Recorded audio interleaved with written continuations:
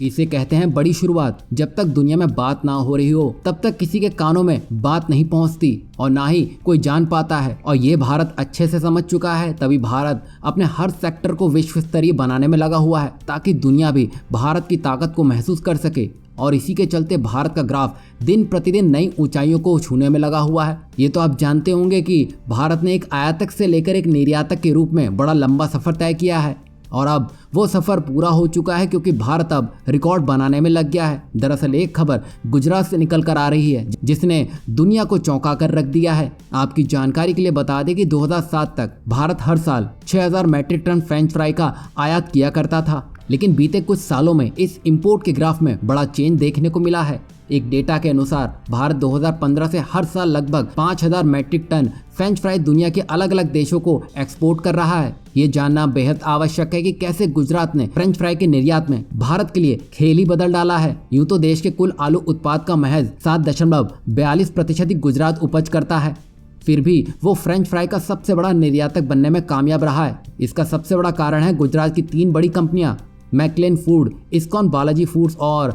Hyphen foods के processing plant हैं जो फ्रोजन फूड प्रोडक्ट के उत्पादन का काम करते हैं। और ये उत्पादन के अतिरिक्त ये कंपनियां उनका निर्यात भी करती हैं।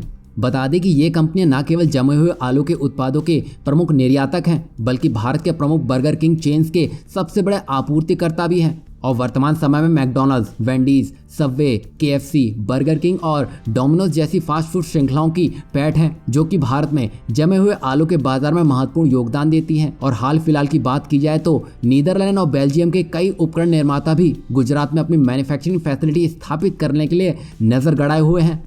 बता दें कि बाजार विशेषज्ञों का अनुमान है कि भारत उन एशियाई देशों में फ्रोजन आलू स्टैक के मामले में अग्रणी बन सकता है जो वर्तमान में फ्रेंच फ्राई और अन्य फ्रोजन उत्पादों के आयात के लिए यूरोप और अमेरिका पर निर्भर हैं। और अगर हम इस समय ग्लोबल फ्रोजन मार्केट की बात करें तो यह $62 बिलियन से भी अधिक का है। फ्रेंच फ्राइज और दूसरे फ्रोजन पोटैटो को बनाने के लिए सतना और फ्राई सोना जैसी वैरायटी का आवश्यकता होती है और किसान इनका उपयोग करके पर हेक्टेयर ज्यादा प्रॉफिट भी कमा सकते हैं। और इसका हालिया उदाहरण भी आपको दे देते हैं जहां पेप्सिको के प्रोडक्ट में लेज में गुजराती किसान पर हेक्टेयर में 5 लाख तक कमा रहे हैं। ऐसे ही भारत के हर स्टेट का किसान अगर इन वैरायटी के आलू की पैदावार करता है तो किसानों की आय तो दोगुनी होगी ही होगी, साथ ही साथ भारत की इकोनॉमी को बूस्ट मिलेगा, फॉरेक्स रिजर्व को बढ़ाने में मदद मिलेगी और तो और करंट अकाउंट डेफिसिट को कम करने में भी मददगार सिद्ध होगा। इससे आप समझ सकते हैं कि ये एक बड़ी शुरुआत है जिसका शंखनाद भारतीय किसानों ने कर दिया है।